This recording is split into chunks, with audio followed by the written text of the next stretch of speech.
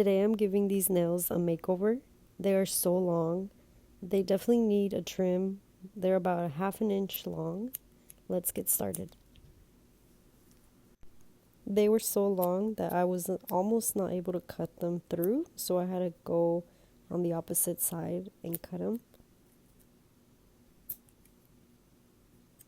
These are my daughter's nails. Her nails grow so fast. It can definitely be genetics. If your family members' nails grow fast, then it's most likely that yours will too. But it's also self-care, so you can always apply moisturizer and cuticle oil. That's definitely going to help your nails. And it's also like if you're stressed, your environment, making sure you don't pick or bite your nails or do any bad habits.